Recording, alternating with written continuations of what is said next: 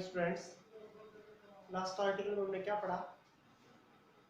Factor affecting adsorption. कौन कौन से फैक्टर किया था? Nature of adsorbate and adsorbent. Adsorbate में कौन सी गैस अच्छी एडजॉर्बेट होगी, कौन सी गैस जल्दी सॉलिड के सरफेस के ऊपर एडजॉर्ब हो जाएगी या ज्यादा एडजॉर्ब होगी, या कौन सा सॉलिड गैस को ज्यादा एडजॉर्ब करेगा अपने सरफेस के ऊपर। गैस बताया मैंने, मैन मेड गैस अच्छी एडजॉर्बेट रहती है किससे? परमानेंट गैस से।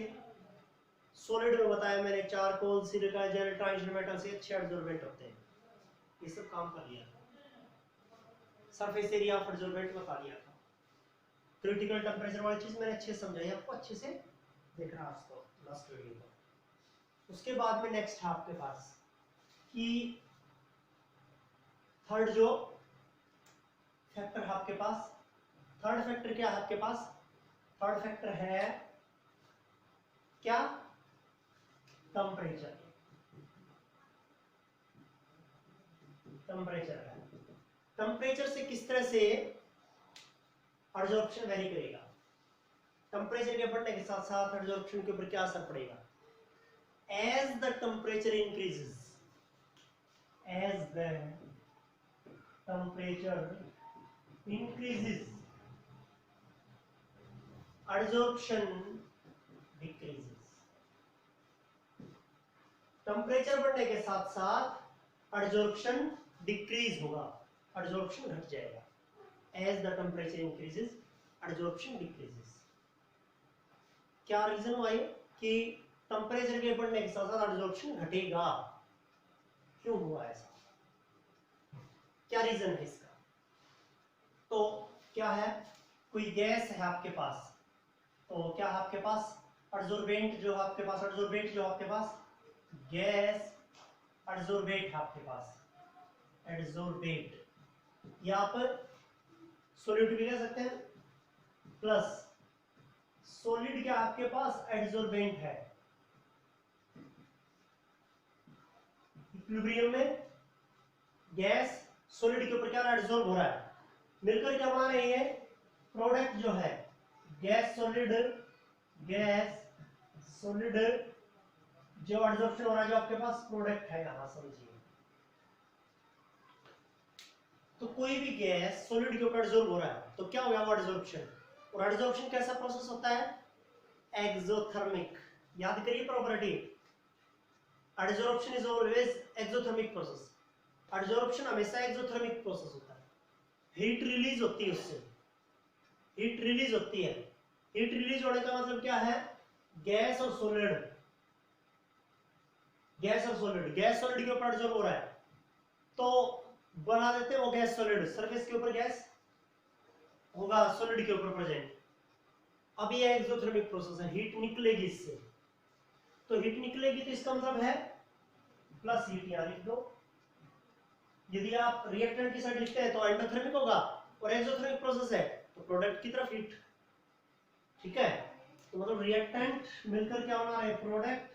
इक्विलिब्रियम में है ये, और यहां हीट है तो इसका मतलब है एक्सोथर्मिक प्रोसेस है। रिएक्टेंट में हीट जोड़ रहे हैं तो इसका मतलब एंडोथर्मिक प्रोसेस है। तो ये एक्सोथर्मिक प्रोसेस है। अब according to Le Chatelier principle, 11th class में पढ़ा था मैं, Le Chatelier principle. Le Chatelier के अकॉर्डिंग क्या था? Exothermic processes, exothermic processes are favoured by low temperature and endothermic processes are favored by high temperature. Equilibrium को shift करना, आपको क्या चाहिए? एडजॉर्प्शन चाहिए, एडजॉर्प्शन होना चाहिए। ज्यादा गैस सॉलिड के सरफेस के ऊपर एडजॉर्ब हो, इसका मतलब वो गैस सॉलिड जो प्रोडक्ट है ना वो बने। तो आपको इस इक्विलिब्रियम को कहां शिफ्ट करना है? राइट हैंड साइड में, मतलब बैकवर्ड डायरेक्शन, ओ सॉरी फॉरवर्ड डायरेक्शन में। आगे जाना चाहिए, राइट में जाना चाहिए, फॉरवर्ड में जाना चाहिए। एडजॉर्प्शन तो तभी होगा, तो एडजॉर्प्शन होगा मतलब फॉरवर्ड में जाएगा। तो exothermic processes are favoured by, ये एक्सोथर्मिक प्रोसेस था। तो ये प्रोसेस कब होगा? गैस और सॉलिड, गैस सॉलिड के ऊपर ज्यादा एडजॉर्ब कब होगी? जब आप टेंपरेचर कम रखेंगे। मतलब exothermic process are favoured by low temperature. ये था ली चैटलियर प्रिंसिपल। तो ये कोई रेक्टिफिकेशन नहीं है, समझ लें इस चीज को अच्छे से। गैस है, सॉलिड के ऊपर एब्जॉर्ब हो रहा है, पहले से हीट निकल रही है, जब एब्जॉर्ब हो रहा है ना तो हीट ऑलरेडी निकल रही है। अब हीट निकल रही है और आप टेम्परेचर और ज्यादा कर देंगे तो और ज्यादा हीट निकलेगी। मतलब गैस के पार्टिकल्स सॉलिड के ऊपर एब्जॉर्ब हो रहे हैं और हीट निकल रही है।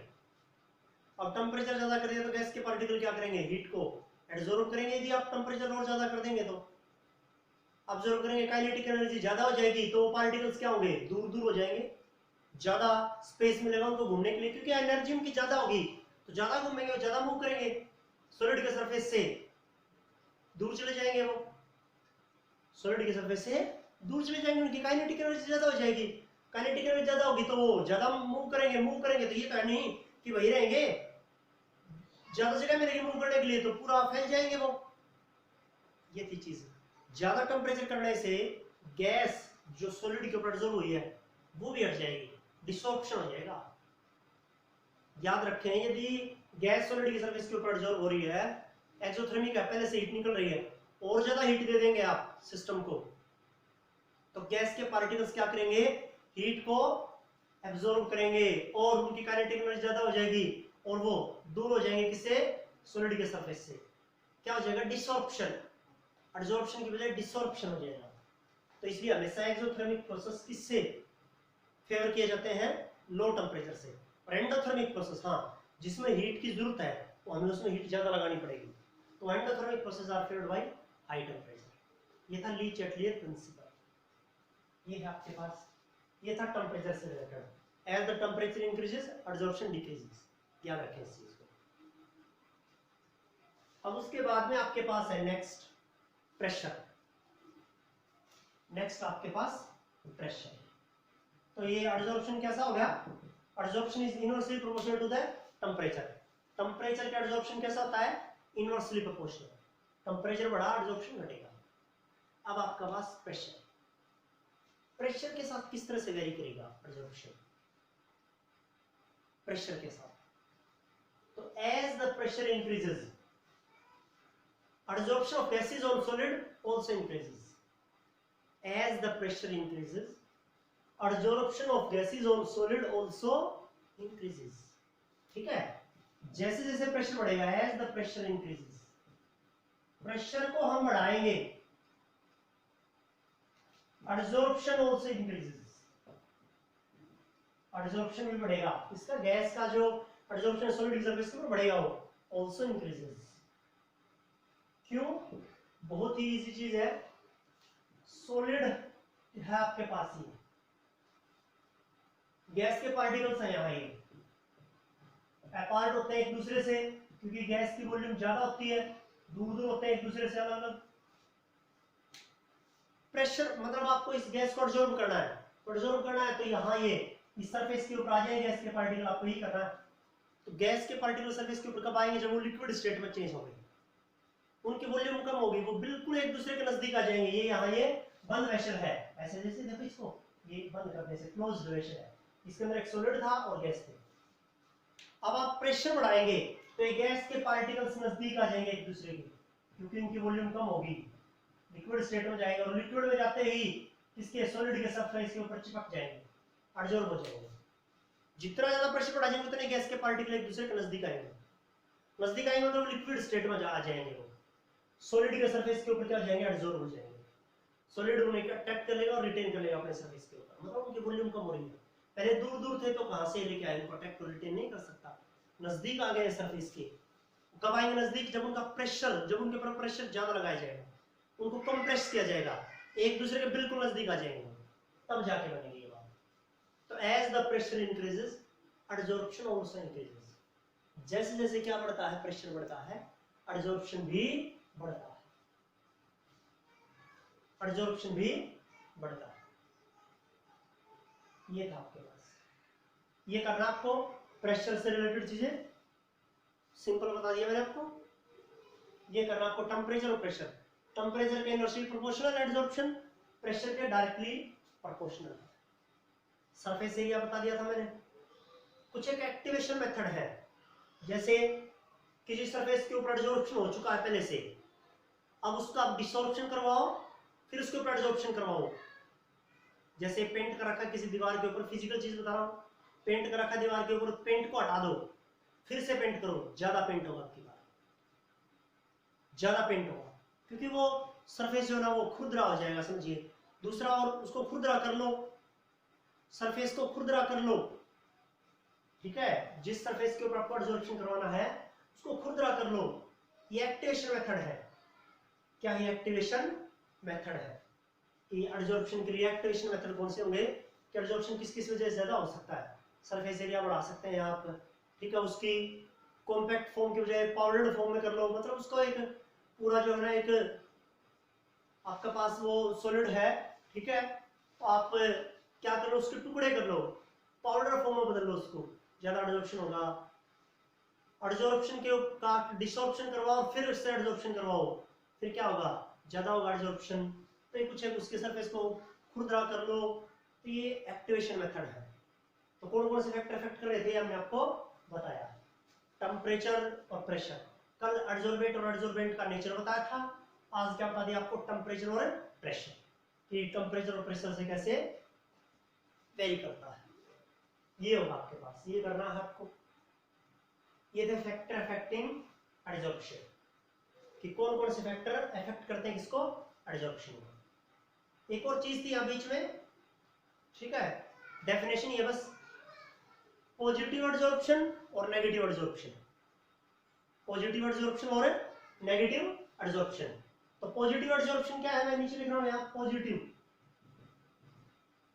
Positive adsorption when the concentration of a substance is higher at surface than bulk, when the concentration of a substance is higher at surface than bulk, this is known as positive adsorption। कि जब किसी substance की concentration surface के ऊपर ज्यादा हो bulk की बजाय, सरफेस के ऊपर ज्यादा हो बल्क की बजाय, वो पॉजिटिव एडजॉर्प्शन होता है। वो पॉजिटिव एडजॉर्प्शन होता है कि एडजॉर्प्शन में क्या है कि एक सॉलिड या लिक्विड का सरफेस किसी दूसरे सब्सटेंस को अट्रैक्ट और रिटेन करता है अपने सरफेस के ऊपर, तो उस सब्सटेंस की कंसंट्रेशन सरफेस के ऊपर ज्यादा होनी चाहिए, बल्क पर कम होनी चाहिए। तो सरफेस के ऊपर इसकी कंसंट्रेशन ज्यादा है ना, तो होता है पॉजिटिव एडजॉर्प्शन, उसे हम कहते हैं पॉजिटिव एडजॉर्प्शन। दूसरा, नेगेटिव एडजॉर्प्शन, मतलब concentration is greater at surface than bulk, higher at surface than bulk। अब नेगेटिव एडजॉर्प्शन,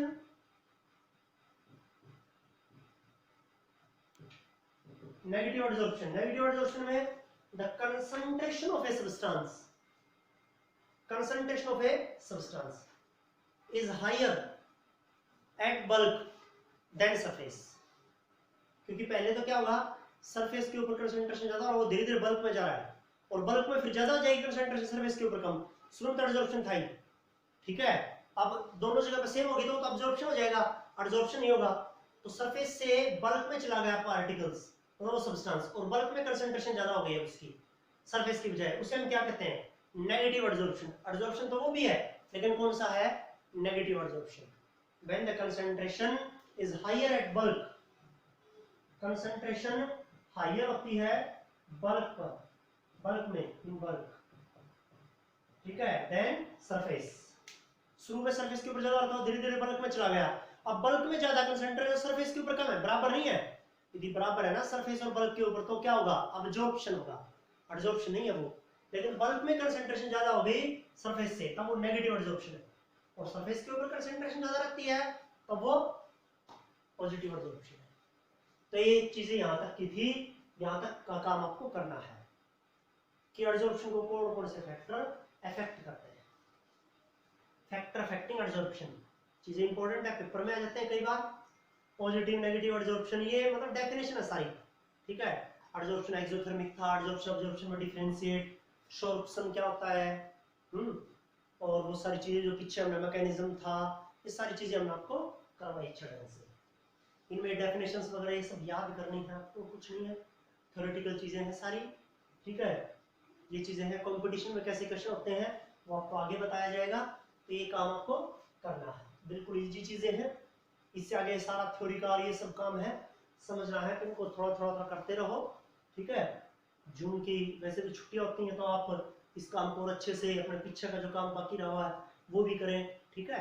और अपना कंपटीशन के लिए अपने आप को खुद को भी तैयार करें, ठीक है। ये चीजें हैं। बोर्ड लेवल के लिए एनसीईआरटी के क्वेश्चंस हैं, यहाँ तक भी एनसीईआरटी के कुछ क्वेश्चंस बने हैं इन टेक्स्ट में और में, वो देखें और करें उनको, बहुत इजी चीजें हैं। ये काम आपको आज के लिए करना है।